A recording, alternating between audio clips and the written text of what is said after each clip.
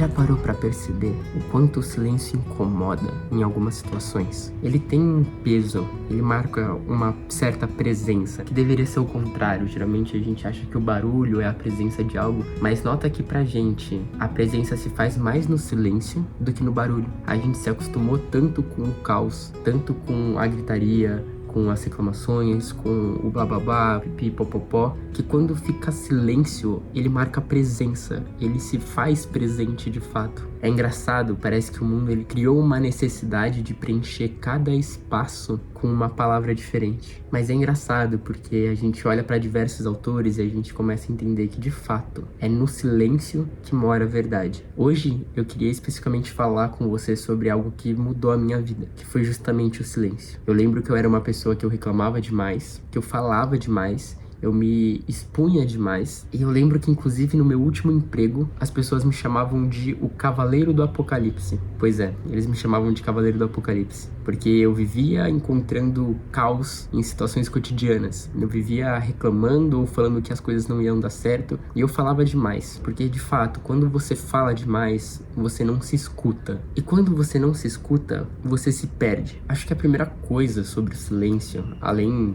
de, claro, do autoconhecimento, tudo isso que a gente vê na alta literatura, nas meditações e tudo mais, eu vejo que a principal coisa que o silêncio me afetou, ou no caso a falta de silêncio me afetou na vida, foi porque eu era uma pessoa que eu falava demais sobre as minhas coisas, eu falava demais sobre os meus projetos, eu contava tudo para as pessoas. Eu tinha uma ideia e mesmo antes de começar a desenvolver, eu já queria a aprovação das pessoas, eu queria que as pessoas escutassem as minhas ideias. Ou quando o projeto começava a dar um pouco certo, eu já começava a divulgar isso como uma certeza, como algo que já estava rolando. E cara, nada ia pra frente na minha vida. Eu tô cansado de contar quantos projetos eu coloquei de pé e nenhum deles foi pra frente. Quantas empresas eu abri e elas não funcionaram, quantos projetos. É claro que existem outros fatores para que essas coisas não deem certo, mas eu acredito que o principal deles é porque eu dissipava muito a minha energia quando eu jogava aquilo pro mundo. Então, quando você começa a fazer silêncio, parece que você fecha uma porta e as pessoas não conseguem mais entrar na sua vida. E é de fato isso que acontece. Você para de dar informação, você para de dar argumento da sua vida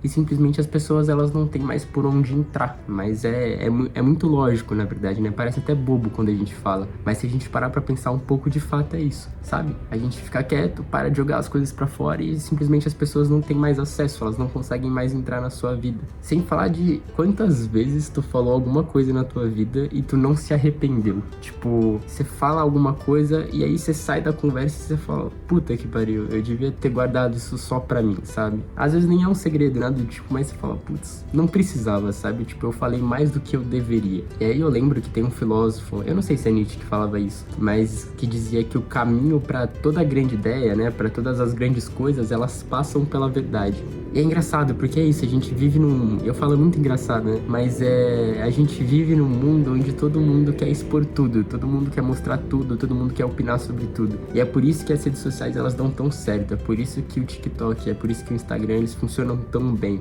Você tem milhares de oportunidades, uma seguida da outra, 10 segundos após 10 segundos, de comentar, de opinar, de bisbilhotar a vida das pessoas e você, de expor as suas coisas. Porque é isso, às vezes a gente tem um Instagram e a gente quer expor as nossas conquistas, a gente quer expor os nossos fatos, ou muitas vezes a gente se consome por dentro porque a gente vê uma vida de uma outra pessoa e aquilo é o que ela tá expondo, não quer dizer que aquilo é real, sabe? Porque foi feito pra isso, ela quer expor tudo ali da vida dela. E isso tem diversas problemáticas, por exemplo, porque quando você começa a se expor demais, a gente perde uma coisa que deveria ser muito preservada, que é a nossa intimidade. E eu vejo que isso é um grande problema dos dias de hoje. Você expõe muito a sua intimidade, isso causa uma caralhada de problema, e depois a gente ainda reclama das consequências disso, sabe? Sendo que foi tu que causou essa sequência de fatos. Então, é isso, a gente vive nessa máquina de querer opinar sobre tudo, a gente quer dar palpite sobre tudo,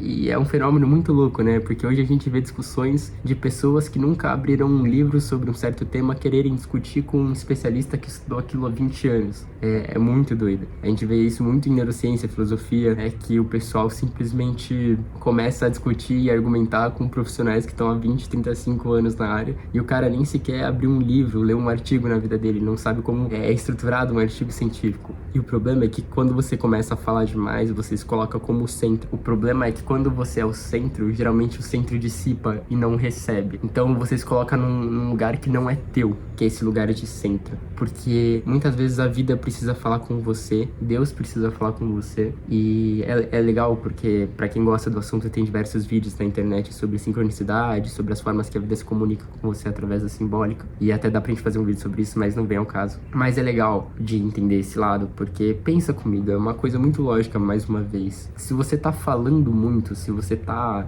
fazendo muito barulho, como que você vai escutar a vida falando com você? Então, muitas vezes a gente fica pedindo sinal pra Deus, a gente pede, me manda um sinal disso, se for pra ser assim, me fala comigo, me manda esse sinal. Só que aí você passa a semana inteira ou no celular, e aí você tá tendo aquele estímulo, aquele caos, você tá imerso naquilo ali, ou você tá sempre falando, tá escutando música o dia inteiro. E eu tinha muito esse problema. Sou um cara que fica de fone de ouvido 24 horas por dia, escutando todo tipo de música. Tanto que agora que a gente tá na quaresma, a minha penitência foi não escutar música, né? E é legal, porque além desse jejum de dopamina que você tem, da parte científica e tudo mais, biológica do corpo, você começa a se abrir pra vida. Quando você sai um pouco das telas, quando você sai um pouco do caos e do barulho, a vida começa a falar com você, porque antes ela até tava tentando, mas você tava colocando barreira, você colocava obstáculos e ela não conseguia chegar em você. Então a vida fala, você bloqueia.